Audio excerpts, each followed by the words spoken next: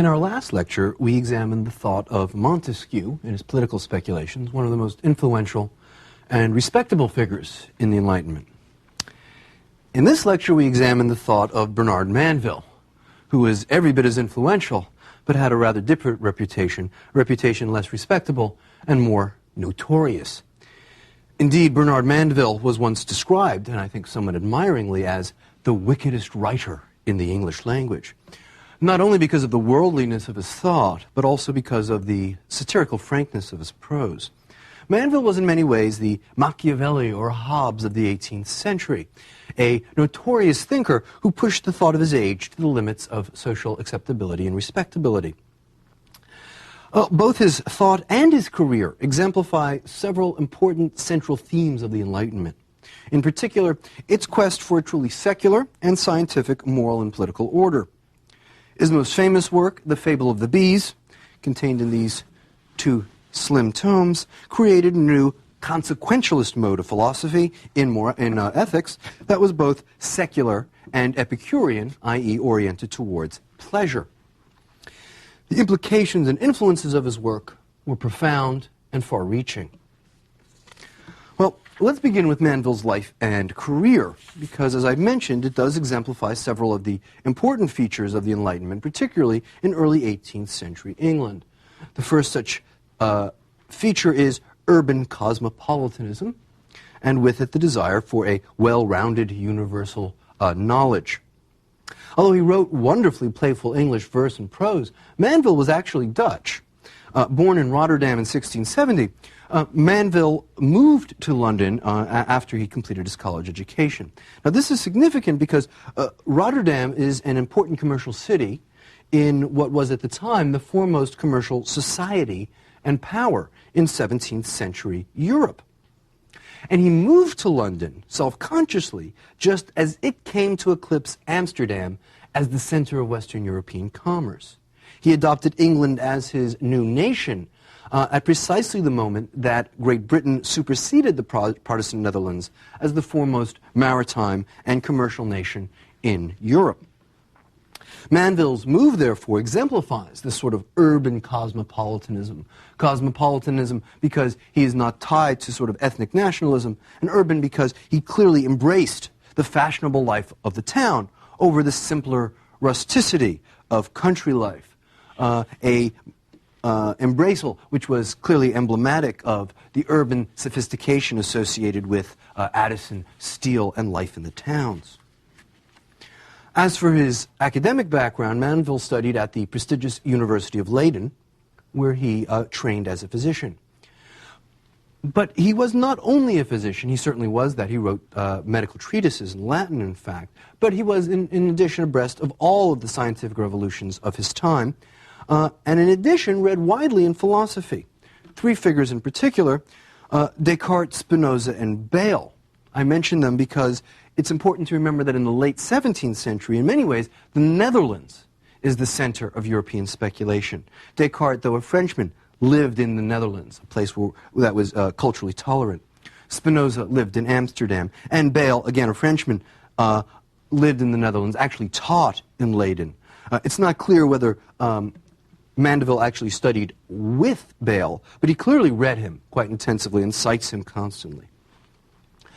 In addition to his scientific and philosophical background, Mandeville was also a belletrist and fully acquainted with all of the polite and enlightened writings of his time. He references Pope, Addison, and Steele. Similarly, his political posture is emblematic of much that was central to the Enlightenment. In particular, its defense of a modern commercial republicanism against the older, ancient, and Renaissance classical republican values. A client of the Earl of Macclesfield, who was the Lord Chancellor of England, in politics, Mandeville was an outspoken court Whig. Now, the court Whigs were the ruling hierarchy or dominant party under the Hanovers in the 18th century. And they were widely perceived as representing a new commercial and financial oligarchy that had come to dominate Great Britain. They were opposed, however, by two groups. One, obviously, the Tories, and the other, the so-called country opposition. These groups objected to the commercialization of British politics and society. They felt that commercial development had resulted in political corruption and the destruction of civic virtues. These works are most famously associated in the 18th century with the writings of Henry St. John, Viscount Bolingbroke, who wrote The Craftsman and The Idea of a Patriot King, and obviously have a lineage from Machiavelli and the Renaissance that runs through James Harrington and Algernon Sidney. Well, Mandeville rejected this appeal to older Renaissance values of civic humanism and classical virtues as fundamentally antithetical to the commercial prosperity, national greatness, and modern republicanism that he thought one could find in Augustan England. And like Hume after him, Mandeville came to see that a certain amount of what the country opposition called corruption, what we today call patronage, was in fact necessary to oil the machinery of executive ministerial government, just as he also argued a certain amount of private selfishness, egocentrism, and chicanery was essential to a prosperous commercial society. Finally, Mandeville's literary career exemplifies that of a new emerging social role in the Enlightenment, that of the gentleman of letters, the early English version of what the French would later call the philosophe. Mandeville's works were widely read and discussed in polite London society, and from these publications he was actually able to generate financial income, which allowed him to achieve a position of independence, critical to this new gentleman of letters. The gentleman of letters would engage in epistolary exchanges and philosophic debates with other key figures in the English Enlightenment, and Mandeville certainly did this. This was considered exercising one's franchise in this newly emerging republic of letters. And of course, Mandeville was a participant in the most important social phenomena of the Enlightenment, the emergence of associational cultures, salons, Masonic lodges, and of course, clubs and coffee houses. Indeed, one of the few people who actually gave us a first-hand recollection of Mandeville was our own Benjamin Franklin, who, while he was in London, visited Mandeville's club and argued that, in fact, Mandeville was the very soul of his club because he was, and I quote, a most facetious and entertaining fellow. Well, Mandeville's most famous work, which is The Fable of the Bees, presented his central paradox in moral theory, namely, private vices make public benefits. Mandeville's ethical theory would turn out to be critical to the development of something called consequentialism. Consequentialism is a new way of thinking about judging moral actions.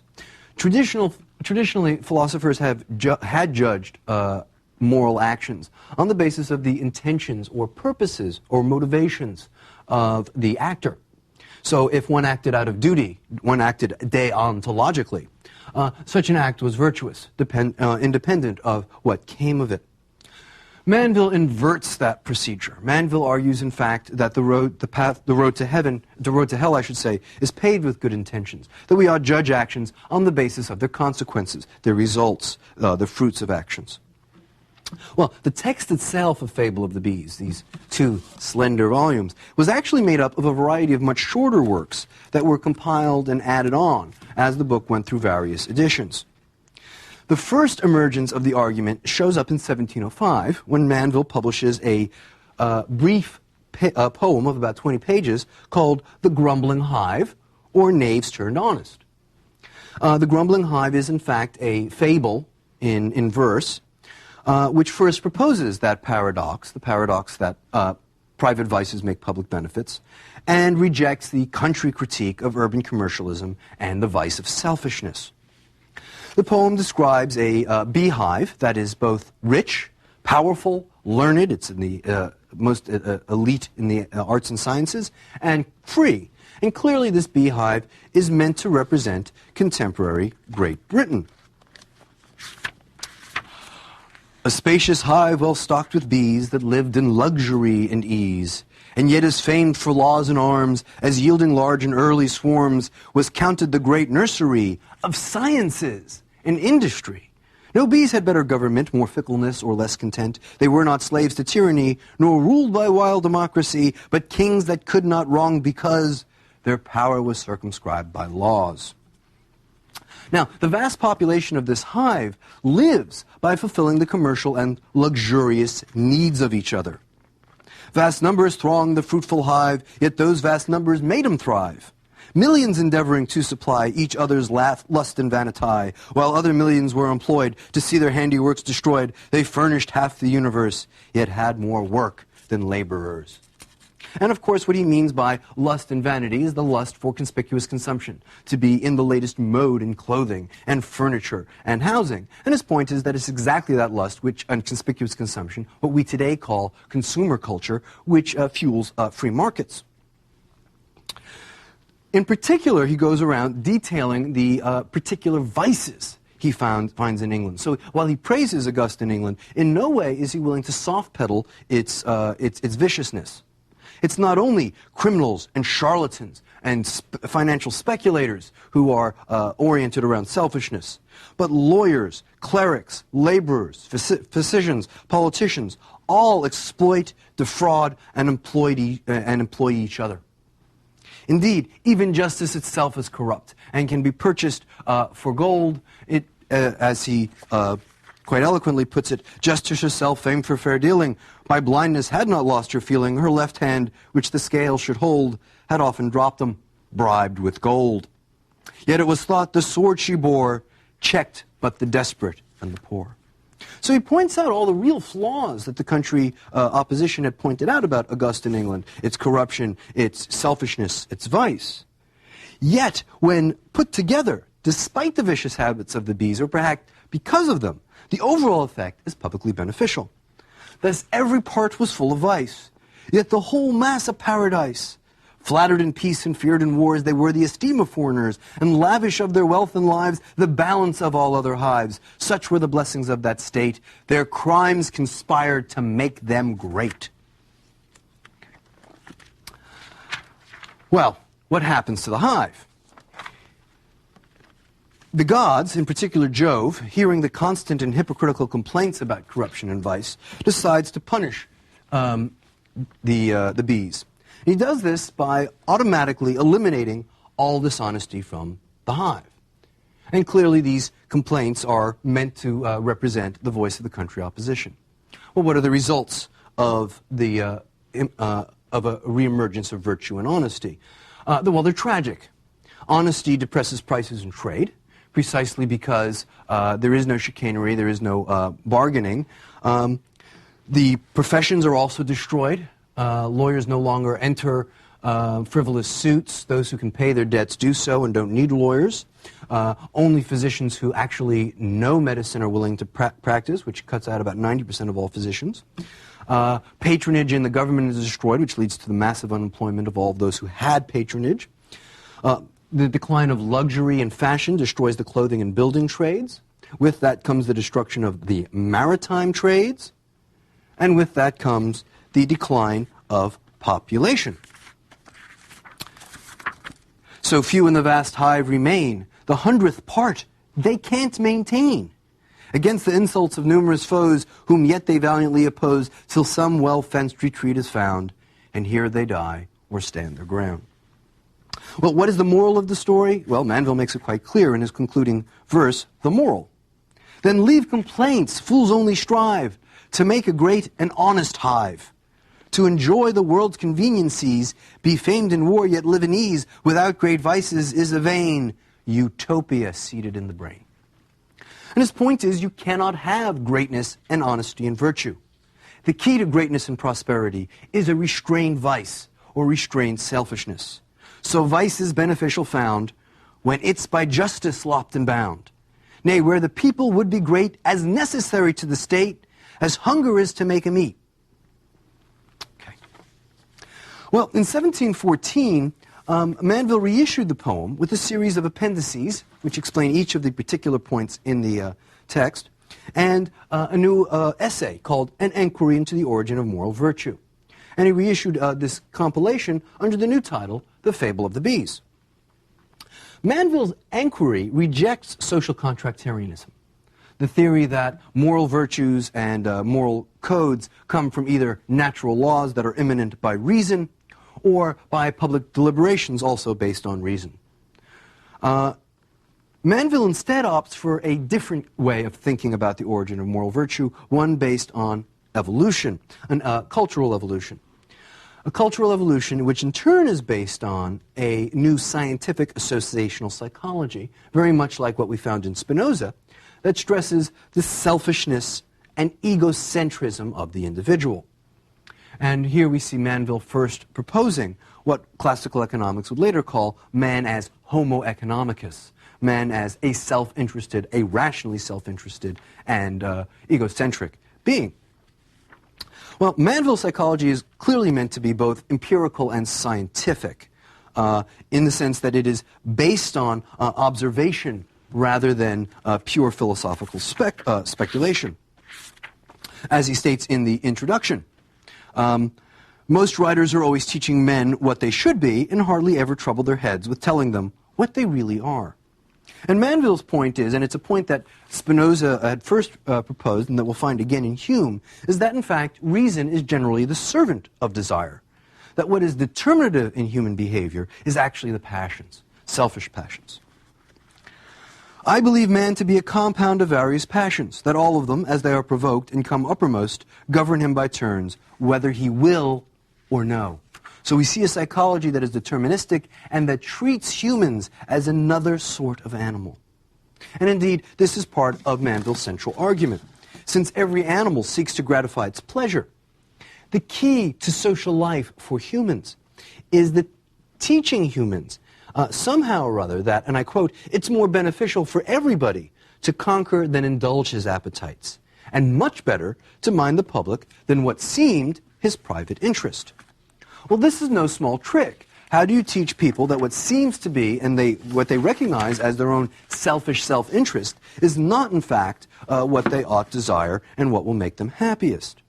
Well, he argues that the key to this development was the work of great politicians, lawmakers, and wise men who were able to domesticate man by appealing to his pride and flattering it.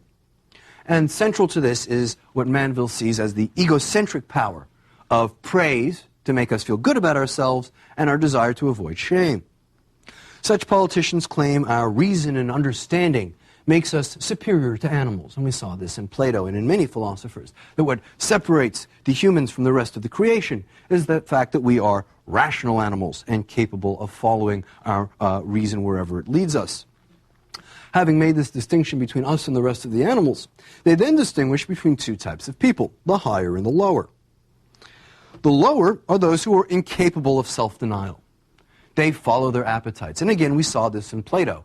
The so-called bronze class, the masses, are incapable of overcoming their desires and are ruled by their appetites. On the other hand, again like Plato, there is another sort, the higher sort, those who are philosopher-king material, who are, quote, lofty, high-spirited creatures, free from sordid selfishness, who esteem the improvements of the mind to be their fairest possessions.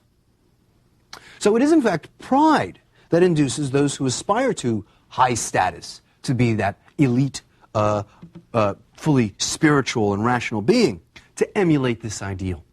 It's pride that domesticates, as it were, and conquers the selfishness of the individual.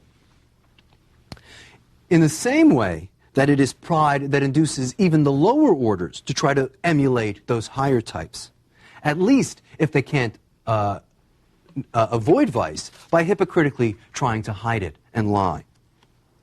Both of these processes, inducing the quote, higher types to overcome their natures and the lower types to pretend at least that they're like the higher types, ultimately serve the interests of the ambitious, and do so by making the mass of people more tractable.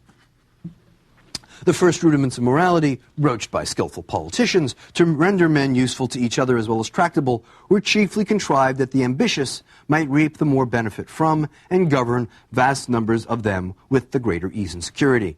The foundation of politics being once laid, it is impossible that man should long remain uncivilized.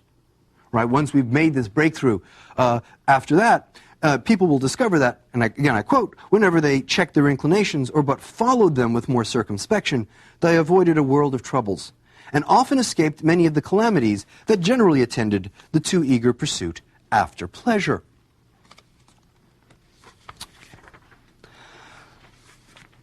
Now, this is, of course, may seem a somewhat strained argument, and part of what makes Mandeville so powerful a writer is his ability to flesh out his abstract principles and arguments with everyday examples. And he gives the example of a young girl being taught to curtsy. When an awkward girl, before she can either speak or go, begins after many entreaties to make the first rude essays of curtsying, the nurse falls in an ecstasy of praise. There's a delicate curtsy. Oh, fine, miss. There's a pretty lady. Mama, miss can make a better curtsy than her sister Molly. The same is echoed over by the maids, whilst Mama almost hugs the child to pieces. Only Miss Molly, who being 4 years older knows how to make a very handsome curtsy, wonders at the perverseness of their judgment, and swelling with indignation, is ready to cry at the injustice that is done her. Till, being whispered in the ear that it is only to please the baby, and that she is a woman, she grows proud at being led into the secret, and rejoicing at the superiority of her understanding, repeats what has been said with large additions, and insults over the weakness of her sister, whom all the while she fancies to be the only bubble among them. And of course, Mandeville's point is, we are all bubbles. We're all like both of those sisters, flattered into doing things which we, by our nature, would not choose to do. And thus Mandeville concludes, the moral virtues are the political offspring which flattery begot on pride. Okay. Well, now I want to look at some of the implications of Mandeville's work and some of its influences. First of all, Mandeville's rigorous description of virtue as overcoming your nature for the specific purposes of rationally following the good. It's a sort of rigorism. And his focus on consequences was meant to reveal the fundamental tension between, on the one hand, the Judeo-Christian and classical ideals of virtue, ideals associated with Neo-Stoicism and Ciceronianism, and on the other hand, the realities of modern commercial and secular society. So Mandeville tried to heighten the contradiction, to force us to choose the latter over the former. He tried to force us to recognize that if we want to be part of a modern commercial society, we must learn to give up the ancient modes of virtue and moral codes. And in this way, again, this is typical of the Enlightenment, because he is embracing the moderns and modernity over the ancients and classicism. Mandeville's evolutionary conception of society and the moral order that comes from it created the theoretical possibility of recognizing economic progress as a feature of modern life. Up to this point, although economies had begun to become dynamic, very few people had recognized that theoretically. Mandeville was the first, and once that recognition is made, we see the rubric laid out for the development of classical economics. Indeed, his consequential calculation of unintended results, the ways in which private selfishness produces public benefits, on a large social scale or macro scale, obviously formed the basis of the form of reasoning excuse me, that we now know as classical economics. Indeed, his work would have a profound effect on economic thinkers from Adam Smith to David Ricardo, and even up to Friedrich Hayek in the 20th century, who wrote about Mandeville and obviously learned quite a bit from him. Mandeville's influence was also not only on Smith, but on his friend David Hume as well. Indeed, in many ways, Mandeville's consequentialism was the first truly, quote, bourgeois moral philosophy. And I want to argue this in three different senses. First, Mandeville's consequentialism reflects the instrumental rationality of the bourgeois entrepreneur, the man who has to act always with an eye to the consequences or results of his actions. A man whose notion of rationality is always instrumental. If I do this, I will get that. And this is clearly reflected in Mandeville's moral thinking. But it also is bourgeois in that it proposes a moral standard that is commensurate with commercial life. If we insist on complete and utter honesty in all trade, however will a merchant mark up any of his goods? However will he profit? And if he can't profit, he won't trade. And if there is no trade, then there is no commerce. And if there is no commerce, there's very little employment. Thirdly, it obviates the one feature always used to criticize the bourgeoisie and capitalism itself, namely that it is a system based on selfishness and greed. And indeed, while people were willing to acknowledge the dynamism of the newly emerging commercial economy, they nonetheless looked down their noses at its practitioners precisely because they didn't have the virtues of gentlemen. Well, Mandeville is the first to point out that private greed can work for the public good. If you'll remember that famous line from Wall Street, where the actor Michael Douglas makes the wonderful speech about how greed works, that's a trajectory of argument that first begins with Mandeville. Well, Mandeville's worldliness and his deflationary and naturalistic account of human behavior, as well as his account of motivation, had an immense influence on the continent. Worldly figures like Voltaire, D'Holbach, Helvetius all drew heavily at the well of Mandeville and celebrated his free thinking, his willingness to transcend the categories of classical virtue and to ignore the injunctions of traditional Judeo-Christianity. On the other hand, it would also have a negative impact. Mandeville, by pointing out the implications, the extreme implications of enlightened rationalism in social science, made it clear for those who were uncomfortable with those implications that the Enlightenment itself was problematic. So figures like Rousseau will be eager to reject the consequentialism of his thinking and to embrace a new form of older classical virtues. In our next lecture, when we look at Bishop Berkeley, Berkeley also wrote in response to Mandeville. He saw that Mandeville had shown how the metaphysic of modern science would produce a purely secular and worldview quite hostile to traditional Christianity, and this led Berkeley to come up with an argument against mechanistic materialism itself in favor of philosophical idealism.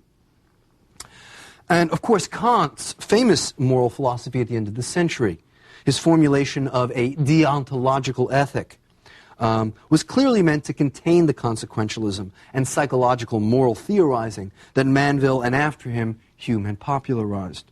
And indeed, Kant is strikingly similar to Mandeville in that both accept rigorism, namely that acts of virtue or acts that are laudatory done out of inclination rather than a rational desire to be good actually are not virtuous, although they may be beneficial.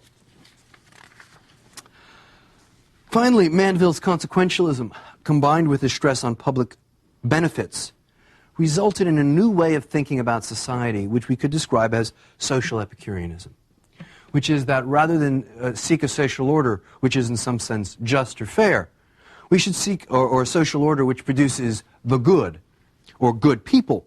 Instead, we ought seek a social and political and moral order that produces pleasure. That pleasure is ultimately what motivates the human, and therefore what satisfies the human in a social order is a social order that maximizes pleasures. Well, if you maximize pleasures over the largest possible number of people, as Mandeville does, then you're arguing that what is best is that which results in the greatest public benefits. Well, this is the very essence of utilitarianism, right? Namely the policy that, the belief that the very best policy is that which produces the greatest pleasure for the greatest number. And it is a quite striking factor that in what is considered scandalous in the 18th century, when Mandeville composes it, will in the 19th century become commonplace in the work of Jeremy Bentham, James Mill, and of course his famous son, John Stuart Mill. And again, like Mandeville after him, like Bentham after him, Mandeville was democratic in his Epicureanism. He refused to rank pleasures. He believed that if the majority of people preferred pushpin to Shakespeare, in the case that both Bentham and Mill would analyze, then indeed there was no way of choosing between them. There is no disputing about tastes. Well, in conclusion, I would say Mandeville's life not only exemplifies parts of the Enlightenment, his thought not only exemplifies several of its central themes, but his influence, even to this day, shows the extent to which the Enlightenment really does introduce to us a new modern age, an age of secularity not only in the sciences, but in the humanities and in our understanding of our moral world.